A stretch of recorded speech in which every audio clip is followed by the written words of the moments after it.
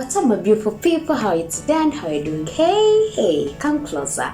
So, my name is Rema Kopsinje and you're highly welcome on today's episode. Today, we're going to be sharing about evaluation of our commitments. How often do we evaluate? Do we evaluate our commitments? Yes, we're in the world where a lot is changing. Nothing is stuck. In actual sense, like nothing. If you see like a decade ago, like and right now where we are, a lot of things are changing. And my darling, if you're still the same, there must be some problem. And if there's no problem, then there must be some comfort zone somewhere. And that's why perhaps we're not seeing any growth that is happening. Perhaps that's why you're getting frustrated. That's why you feel like the world is moving at a faster rate and you're stuck. And that's why you feel like it's really that frustrating to you. But if you could just change your perspective, like your perspective, and you change the coin, you check the other side of your life, maybe one or two things could change. And when those two things change, everything could change. And when I say change, here I mean change starts with you. You have to own it, like own the responsibility. We're not here to blame anyone. We're not here to send our blames and say, Gundi, like you're the reason why I'm not making it in life. No way. We're here to own our responsibility. And this is the family where you find that, like, I don't know, if you're here and you think I'm going to be saying, we're here to blame someone else. No way. It's you and me, like you versus you, like me versus me. Not you versus me. No way. We're not in any competition. If we're to compete, we're competing with who were yesterday, but not exactly another human being. No way. So when we're doing re-evaluation, I would like you to see through what you've been committed to yourself, like what you committed yourself to. Have you been following it? Or if you've not been following it, what went wrong? Where did you go wrong? Did you go off your goals? And if your goals were not stronger enough, then maybe you should touch on them a little bit. And this is what we call, why do you do what you do? Like, why are you doing what you're doing? Why are you waking up every morning, like early in the morning, out of your warm bed? Like, why? If that reason is not strong enough, then maybe that's why we're still stuck. That's why we'll still be stuck here. So I would want you to see through your list of goals and see through if they're really focused, like outcome focused. Do you have anything that you feel like, I'm working on this and I have strong reasons, I really want to fulfill this? If you don't have that, then you should go back and check, are my goals exciting? If your goals are not exciting, then you have to touch on them a little bit, because we want to know, why do you do what you do? If what you do is like, why do you do what you do? If it's not stronger than that goal, then most likely we're about to become reluctant. Because I want to tell you that when you set a goal, everything is going to be a smooth road. No way. At a certain extent, like 99%, you have to motivate yourself. It's a road that you're on. And by the way, the people outside, they're doing a little bit about it. It's all about you.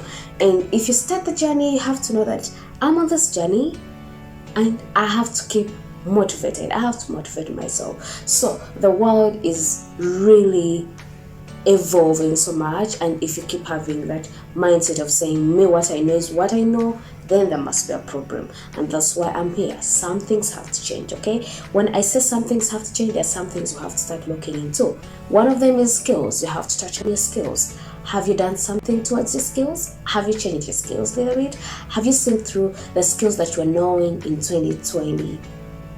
Okay, let's say in 2006. Are they still applying right now? If they're not applying, then what are you doing towards that? By that time, maybe computers were not so, but right now, perhaps it's a big skill that you need. Reading and writing, what are you doing about it? Self-management, what are you doing about it? Have you seen through your soft skills and hard skills and tried to see what is compatible with this era that we're in, like this era of change that we're in? And if you've seen through your skills and you see there's some skill that I need to add up here, if it's public speaking, if it's self-management, if it's a growth mindset, if it's any skill that you feel like you need, if it's communication, please go ahead and start working on it. There's a lot of matter out there that you can get without by the even paying a single coin. Maybe your data, you can just use Google, you can use YouTube. There's a lot of knowledge out there, and the worst that can happen is for you to say, I'm ignorant, like I don't know about it. No way.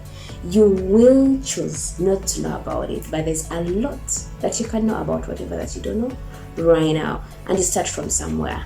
And another thing that you need to really look up to is just your mindset. How is your mindset lately? Like I've said, we are supposed to be having a growth mindset. Everything is just changing in any way.